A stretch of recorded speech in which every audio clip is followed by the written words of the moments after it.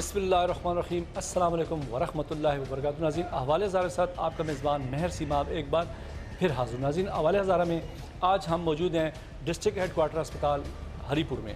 यहाँ पर जिस तरह की मैं बताऊँ कि क्लाइमेट चेंज की वजह से कहें, सैलाबों की वजह से कहें, या इस दफ़ा डेंगू के अमराज या डेंगू का मर्ज़ जो है बहुत तेज़ी से हरीपुर में फैला, जिसकी मेन वजह यही है कि बर वक्त जिस तरह के ज़िला इंतज़ामिया की मैं बात करता हूँ या यहाँ पर हेल्थ डिपार्टमेंट की बात करता हूँ, ऐसे इक़दाम टाइम पे पहले नहीं किए गए कि जिसकी वजह से आज मैं अगर सिचुएशन बताऊँ हरीपुर की या पूरे हज़ारा की, ओवरऑल पाकिस्तान में भी है, डेंगू वायरस के मरीज़ बहुत ही ज़्यादा तादाद में अस्पतालों में जो है इस दफ़ा आए यहाँ पर। तो इसकी वजह यही है कि टाइम पे उसके जो है इस तरह कोई इक़दाम नहीं किए गए।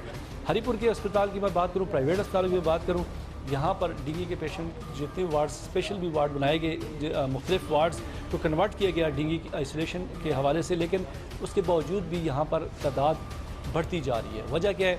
और इस तरह अगर दूसरी हम बात करें आज के प्रोग्राम में जो जल्दी अमराज हैं, स्किन के हवाले से मैं बात करूँ, इसके मरीज़ भी, पेशेंट भी बहुत ज़्यादा है। जिस तरह लैम्पी स्किन शुरू हुआ, उसके बाद यहाँ पर लोगों में भी जो कुछ जल्दी अमराज है, उस हवाले से भी हम पूछेंगे कि इसमें किस वजह से ये मरीज़ यहाँ पर ज़्यादा हुए। वो भी हम यहाँ की कोशिश करेंगे कि जितने भी स्पेशलिस्ट हैं उनसे बात करें या MS साहब से भी हम बात करेंगे। लेकिन डेंगू की स्प्रे भी यहाँ पर हुई, लेकिन बर वक्त नहीं हुई। बदकिस्मती से ज़िला इंतज़ामिया ने टाइम पे जो है उसका इक़दाम ना होने की वजह से काफ़ी जो है ये वबा जो है वो ज़्यादा हुई। तो हम इसी वजह से आज बात करेंगे। हम मौजूद हैं डिस्ट्रिक्ट हेडक्वार्टर अस्पताल हरीपुर में, हमारे साथ रहिएगा।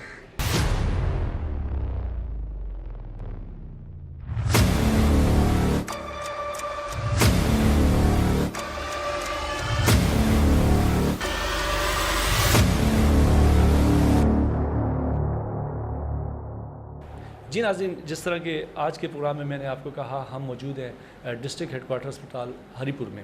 आजकल डेंगू की अमराज इस तरह वबा जो फैली हुई है, जो उसके हवाले से भी हम बात करेंगे। इसके साथ साथ एक और बात यहाँ पर मैं आपको बताता जाऊँ कि हरीपुर में जल्दी अमराज भी, जिस तरह के आप सैलाब आया, उसके बाद लैम्पी स्किन जो मर्ज़ आया जानवरों में, उसके हवाले से लोग कहते हैं कि शकूक व शुबहात हैं कि ये मर्ज़ इस वजह से बढ़ा, लेकिन वो डॉक्टर साहिबान ही उसको बेहतर बता सकते हैं। हमारे पास इस वक्त जो है डिस्ट्रिक्ट स्किन स्पेशलिस्ट जो हमारे पास मौजूद हैं, डॉक्टर नियाज़ अकबर अफरीदी साहब।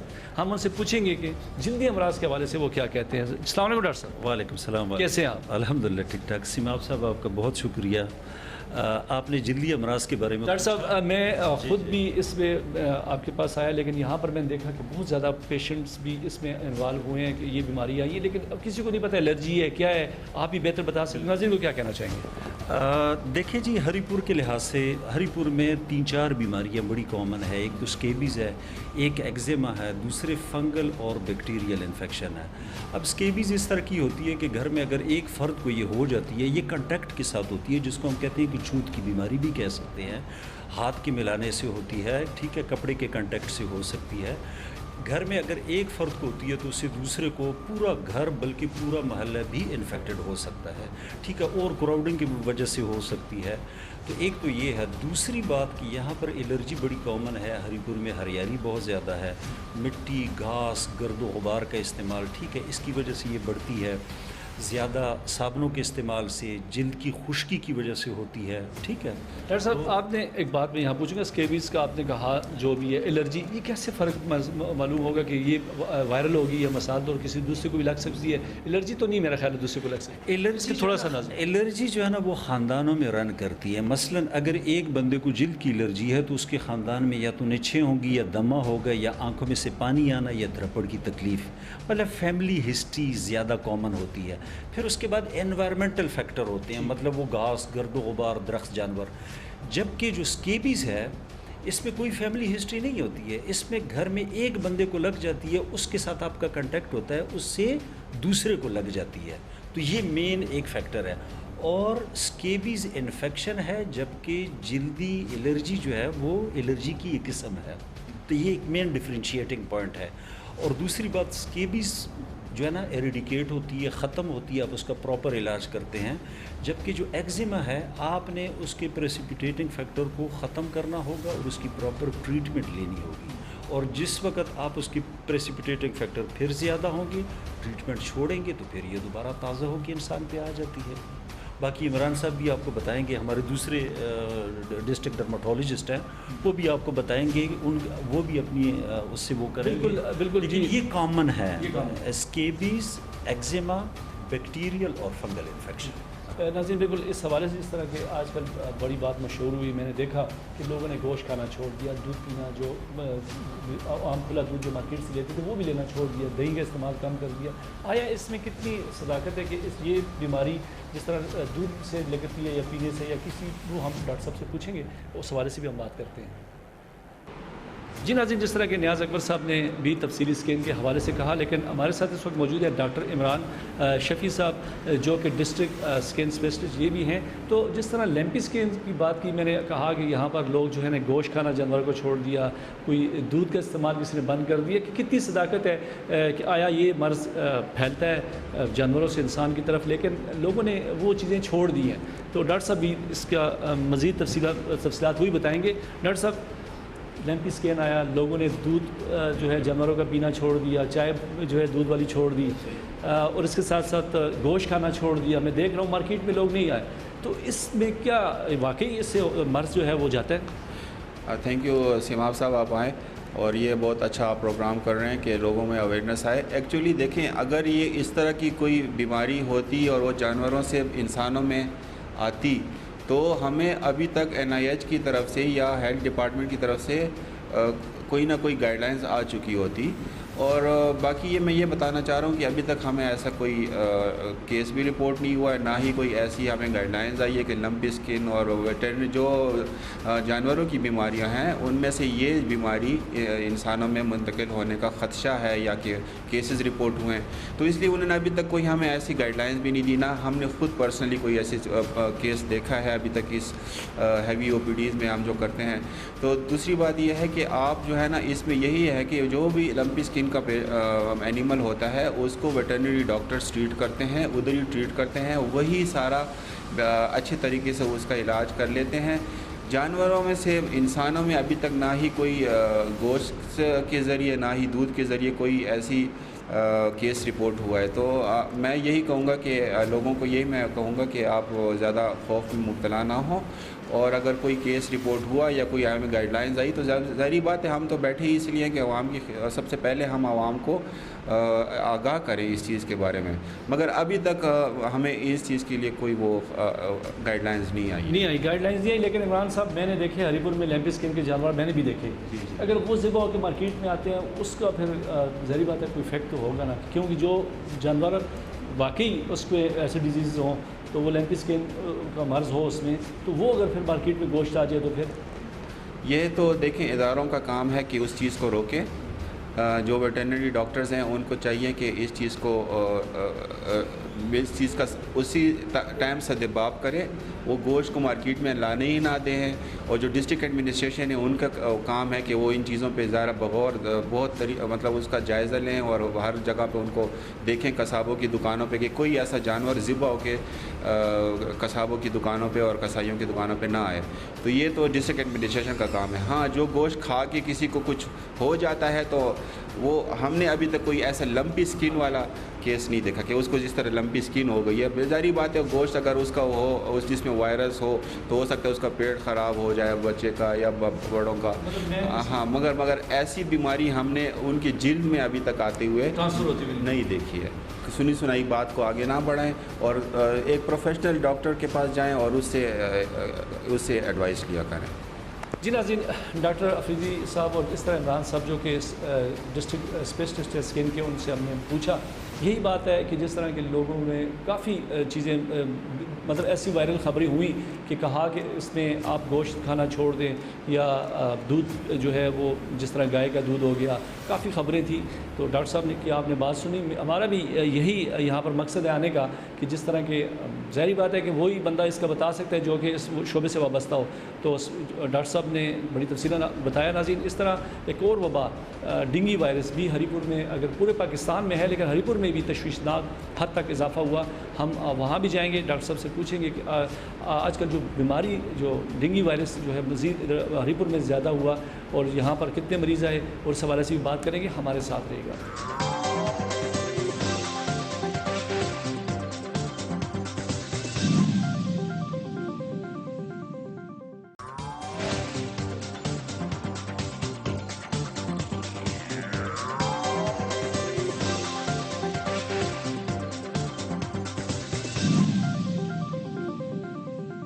जी नाज़रीन, प्रोग्राम में आपको एक दफ़ा फिर खुशामदीद कहते हैं। जिस तरह के हम मौजूद हैं DHQ हॉस्पिटल हरीपुर में, यहाँ पर जिस तरह वार्ड बने हुए हैं आप देख सकते हैं, मुख्तलिफ मेडिकल वार्ड्स को भी चेंज किया गया डेंगू के लिए। इसके साथ साथ यहाँ पर जो डेंगू के हवाले से जो मरीज़ आते हैं OPDs के हवाले से हमारे साथ यहाँ पर डेंगू वार्ड में जितने भी पेशेंट हैं तो किस नौइयत की उनकी जो है डेंगू वो यहाँ पर उनका है या मुख्तलिफ जो भी यहाँ पे मरीज़ आए हुए हैं पूछेंगे, क्योंकि खैबर पख्तूनख्वा में देखा जाए तकरीबन 5000 से ज़्यादा मरीज़ जो हैं इस वक्त डेंगू के आए हैं, रजिस्टर्ड हुए हैं।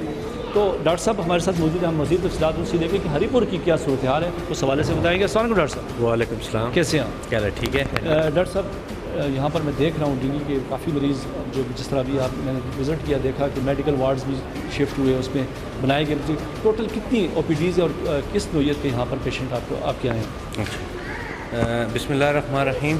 मेरा नाम डॉक्टर ताहिर अंगेज़ ख़ान है, medical specialist DHQ hospital Haripur में, और साथ में डेंगू के अफेयर्स को भी हम देख रहे हैं।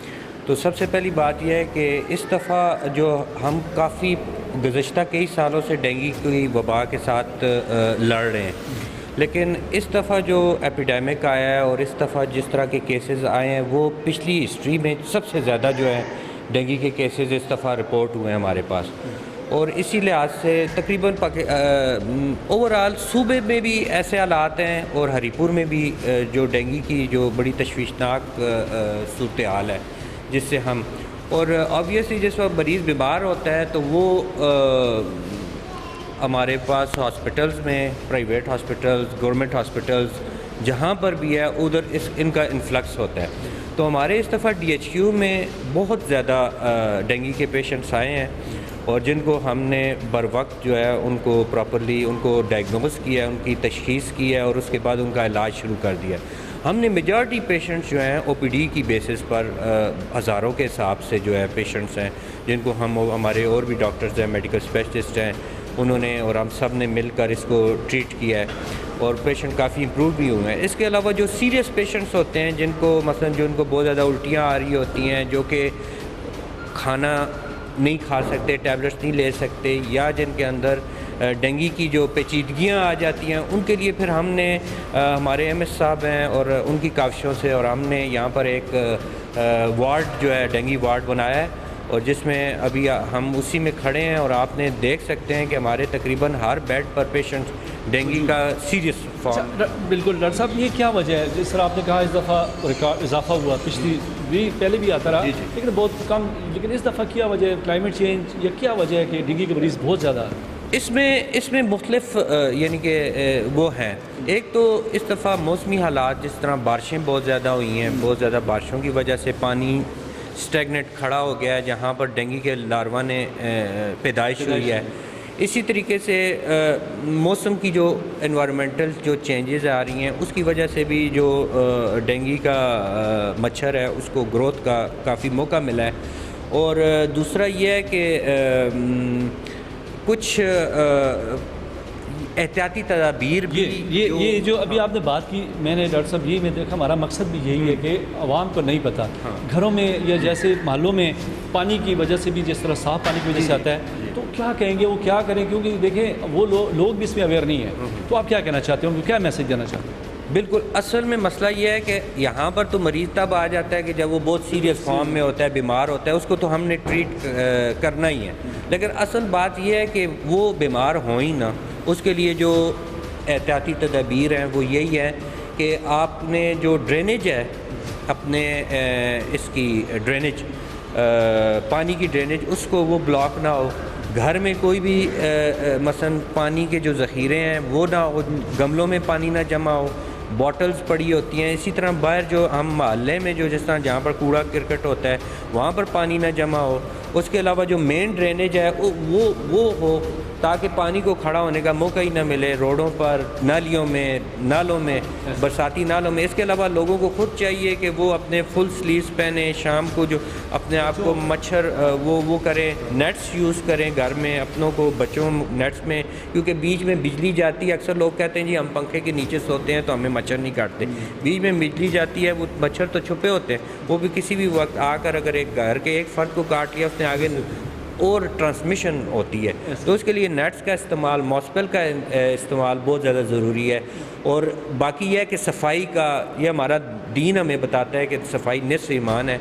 तो जो जगह साफ़ हैं, जो घर साफ़ हैं और जो इलाके साफ़ हैं वहाँ पर ये केसेस नहीं होते डेंगू। बिल्कुल डॉक्टर साहब। डॉक्टर अकरम साहब भी हमारे साथ मौजूद है। डॉक्टर साहब, जिस तरह की तफसीलन बताया डॉक्टर साहब ने हमें, तो आप क्या कहेंगे जिस तरह की यहाँ पर अक्सर पेशेंट आते हैं तो कौन, देखिए डेंगू में भी ज़ाहिर बात है कि कुछ स्टेजेस होंगी या किस्में होंगी, तो क्या तफसील है उस हवाले से कि लोग जो है बस उसका टेस्ट पॉजिटिव आ जाता है तो एक ऐसी वो टेंशन में चला जाता है कि वो कहता है मुझे बस एडमिट करें, तो इस हवाले से क्या कहेंगे? अस्सलाम वालेकुम। क्योंकि इसमें मैंने अभी देखा कि घर में भी ट्रीटमेंट, होम ट्रीटमेंट भी हो सकती है, तो कितनी किस्म के जो है यहाँ पर ये डेंगू के पेशेंट आ रहे हैं? अस्सलाम वालेकुम जी, मेरा नाम डॉक्टर अकरम है, मेडिकल स्पेशलिस्ट हूँ DHU में। और हम सारे मेडिकल स्पेशलिस्ट 5 मेडिकल स्पेशलिस्ट हैं, इस पूरे यूनिट को भी देख रहे हैं, पूरी डेंगू की इस वबा को देख रहे हैं। ज़्यादा जो केसेस हैं आपके सवाल के मुताबिक टू द पॉइंट, इसमें 3 किस्म के टेस्ट होते हैं, IgG, IgM और NS1। जो सबसे अथेंटिक जो टेस्ट हैं NS1 और IgM है। हमारे यहाँ जो ज़्यादा केसेस हम जो देखते हैं वो एक्टिव डेंगू के होते हैं, वो IgM और NS1 वाले पॉजिटिव टेस्ट जो होते हैं, ठीक है। IgG को लोग एज ए डेंगू ट्रीट कर रहे हैं, वो डेंगू नहीं होता, ठीक है। ये पहली आप सबसे रिक्वेस्ट है, वो पुराना डेंगू का इन्फेक्शन गुजरा हुआ जिसे हम कहते हैं, या वो गुजार चुका होता है, या पिछले सालों में किसी को डेंगू हो गया था, तो वो मतलब उसको आप किसी और बुखार के तहत में ट्रीट कर सकते हैं। मैक्सिमम केसेस जितने भी आपको पहले डॉक्टर बताएंगे हमने ना OPD बेसिस पे ट्रीट कर रहे हैं। इसका इलाज घर पे मुमकिन है।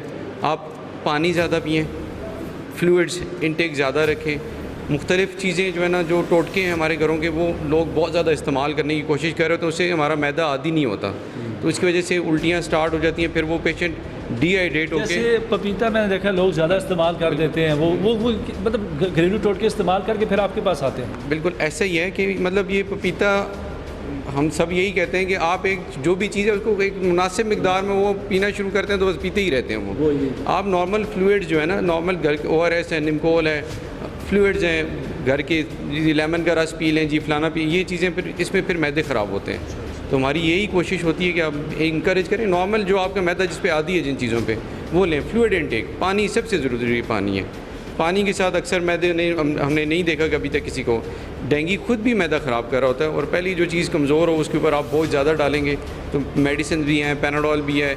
मेन दवाई इसकी आप सब के लिए ये पैगाम है कि मेन दवाई पैनाडोल ही है, पैरास्टामोल किसी भी नाम से जो है ना। तो फिर बंदा जिस तरह बुखार होता है, बंदा जो है घर में नहीं रहता, ज़ाहिर बात है कि हॉस्पिटल का रुख करता है, तो होम ट्रीटमेंट भी इसमें आप क्या कहते हैं उनके लिए? क्या है जिसको बुखार हो जाए, शुरू हो जाए, तो उसके लिए जो है इमरजेंसी तौर पे पहले क्या करना चाहिए? देखें, अब लोगों को कुछ ना कुछ अवेयरनेस होगी है कि इसका सारे डॉक्टर्स पैनाडोल ही लिख रहे हैं, पैरास्टामोल ही लिख रहे हैं, तो मेरी भी सबसे यही रिक्वेस्ट है कि 1-2 दिन ना कम से कम इसको दें। इसमें कोई सीरियस नोयत नहीं होती है। टोटके इस्तेमाल ना करें, जिस टोटके ना करें, एकदम पैरास्टामोल लें, फ्लूइड इंटेक ज़्यादा करें, ठीक है।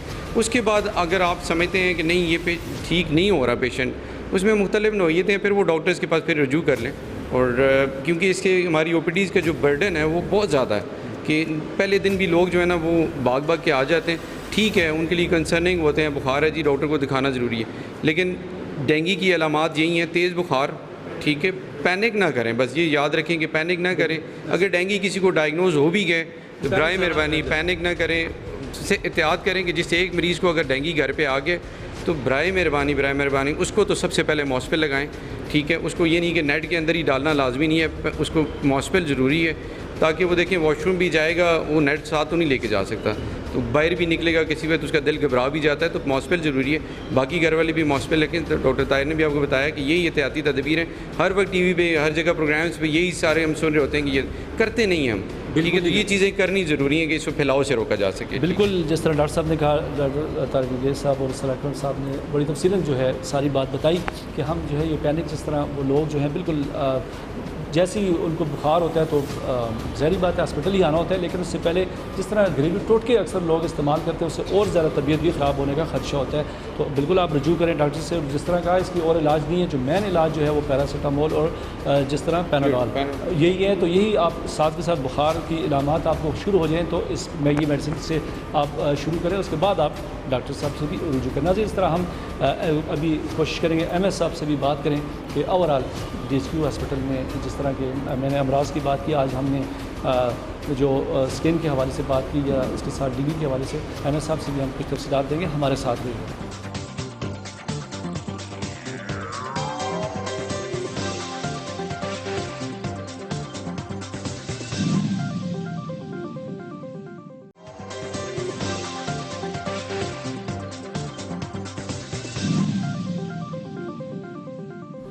जी नाज़रीन, प्रोग्राम में आपको एक दफ़ा फिर खुशामदीद कहते हैं। जिस तरह के आज हम मौजूद हैं डिस्ट्रिक्ट हेडकोार्टर अस्पताल हरीपुर में। हमने यहाँ पर जो स्किन के हवाले से बात की, जो यहाँ पे जो डॉक्टर्स जो स्पेशलिस्ट थे उनके, इसके साथ साथ डेंगू के हवाले से भी हमने यहाँ पे बात की। तो MS साहब हमारे साथ मौजूद हैं। ओवरऑल हम देखते हैं कि यहाँ पर जिस तरह डेंगू के हवाले से हरीपुर के अस्पताल में क्या इंतजाम हैं और अब तक कितने मरीज़ आ चुके हैं, कितने ठीक हो चुके हैं या मज़ीद कितने डेली बेसिस पे आ रहे हैं, डॉक्टर साहब बताएँगे। डॉक्टर साहब अस्सलाम वालेकुम। जी अस्सलाम वालेकुम। जी मैं डॉक्टर मोहसिन रज़ा तुराबी, MS DHQ हरीपुर। ये डेंगू के हवाले से मैं आपको बताऊं जी कि इस दफ़ा हमने शुरू से ही अपना OPD में फ़ीवर क्लिनिक, हमारा जो मेडिकल OPD है उसमें हमने अलग से इस्टेब्लिश किया और हमारे मेडिकल स्पेशलिस्ट ने दिन रात उसमें काम करके और ये गाइडलाइंस जो इंटरनेशनल गाइडलाइंस थी, जो कि इसके लिए जो स्टैंडर्ड गाइडलाइंस थी, उन पे अमल किया। और उस वजह से हमारा जो नंबर ऑफ़ पेशेंट्स जो आए, इनिशियली ये काफ़ी ज़्यादा पैनिक था, लेकिन हमारे जो मेडिकल स्पेशलिस्ट हैं, हमारे जो डॉक्टर्स हैं, उन्होंने बड़ा टाइमली इस चीज़ को एप्रीहेंड किया और इस चीज़ को अपने मैसेजेस में, अपनी काउंसलिंग में और पेशेंट अवेयरनेस में इस चीज़ को लेके आए कि इससे मतलब ये परेशान होने की बात नहीं है। अगर ये किसी का डेंगू टेस्ट पॉजिटिव आ जाता है तो वो घर पे भी ट्रीट हो सकता है। उसके लिए जो इंटरनेशनल गाइडलाइन, जो स्टैंडर्ड गाइडलाइंस थी, उनके मुताबिक उन्होंने बताया कि पानी पिएँ और कोई पैनिक होने की ज़रूरत नहीं है। और इस वजह से हमने मेजॉरिटी ऑफ़ द पेशेंट्स जो थे वो हमारे OPD के थ्रू होम ट्रीटमेंट पे रिकवर भी हुए और उन्होंने न सिर्फ रिकवर हुए बल्कि वो उन गाइडलाइंस पे अमल करते हुए और लोगों को बीमार करने में से भी बच गए। इसमें जो सबसे इम्पॉर्टेंट चीज़ है वो ये है कि जो एडमिशन्स हमारे पास हुए वो तकरीबन 564 के करीब एडमिशन हुए और टोटल ओवरऑल जी अभी तक जी क्योंकि हमने यहाँ पे जो मेडिकल वार्ड में भी ये जो आइसोलेशंस हमने बना दिए थे, लेकिन फिर केसेस को देखते हुए हमने special dengue ward in collaboration with district administration यहाँ पे हमने इस्टेब्लिश किया और उस डेंगू वार्ड में डेडिकेटेड हमने स्टाफ भी डिप्यूट किया। हमारे मेडिकल स्पेशलिस्ट ने उनको प्रॉपरली ट्रीट किया। इसमें जो मेन चीज़ है वो मैं अवेयरनेस के हवाले से भी बताऊं कि इसमें पैनिक होने की ज़रूरत बिल्कुल भी नहीं है। पेशेंट फ्लूइड ले, ये एक वबाई मर्ज़ है और इससे जो इम्पॉर्टेंट चीज़ है वो ये है कि एक से दूसरे को ये मच्छर के ज़रिए ये फैलती है। तो इवन हमारे मेडिकल स्पेशलिस्ट ने बड़ा टाइमली, इवन जब पेशेंट डिस्चार्ज हुए तो उन्हें भी कहा कि ये 14 दिन डिस्चार्ज होने के बाद भी उनके ब्लड में ये वायरस रह सकता है, तो वो घर पे जाके भी एहतियात करें।